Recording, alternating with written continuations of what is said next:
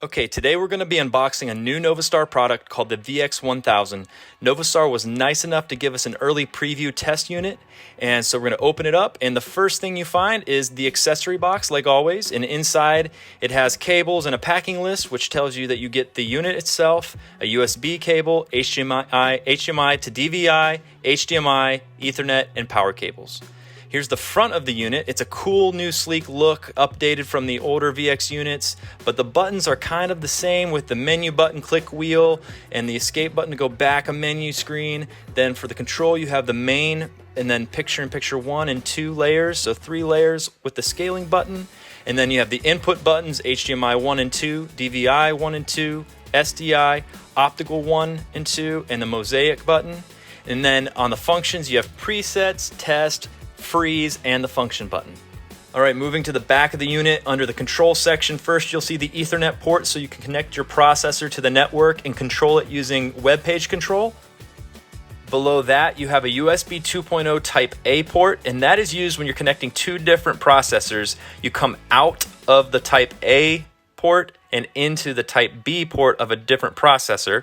So on the right of that, you see the Type B port, and that can be used to either connect it to your control PC so that you can use NovaStar software to program the processor in your wall, or it can be used as an in when you're connecting two different processors. And finally, you have Genlock in and loop there. Moving over to the input section, on this unit we have 3 GSDI in and loop. You have two HDMI 1.4 inputs with one HDMI loop.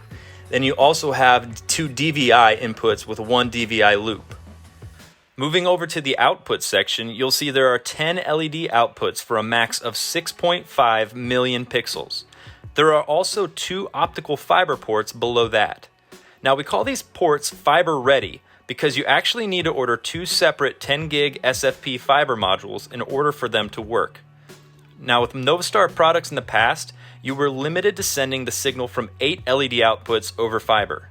But with the VX1000, each fiber port can send all 10 of the LED outputs. Optical port 1 sends all 10 as a main, and optical port 2 sends all 10 as a copy or a backup. Now optical port 1 can also be used as an input if you wanted to use a VX1000 as a fiber converter. In this situation, you might have one VX1000 in your control room and another one far away at the base of the video wall. You would run a fiber cable out of optical port 1 on the first VX1000 and into optical port 1 on the second VX1000. Then you'd run your Cat5 cables from that second device to the video wall. Using the VX1000 as a fiber converter will work if you happen to have 2 of them lying around, but in most applications, we would recommend using the NovaStar CVT10 instead. The CVT10 is a half rack unit wide fiber converter, and it's able to receive all 10 outputs from the VX1000. You can even combine 2 of them to fit into one rack space. Now back to the output section of the VX1000. The last thing there is an HDMI 1.3 output used for monitoring.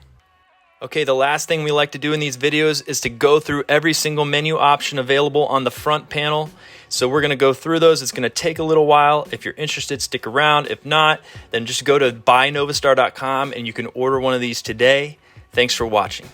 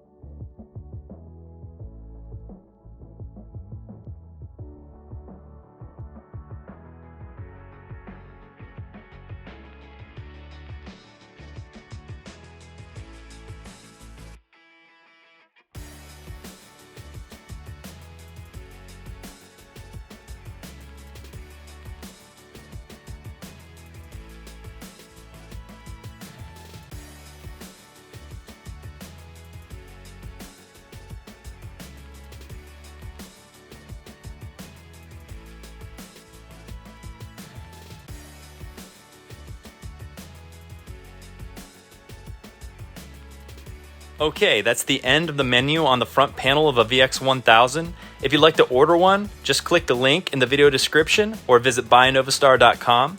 We also recently made a video with everything you need to know about the NovaStar H-Series processors. If you'd like to see that, either go to our channel or click the link in the video description as well. Thanks.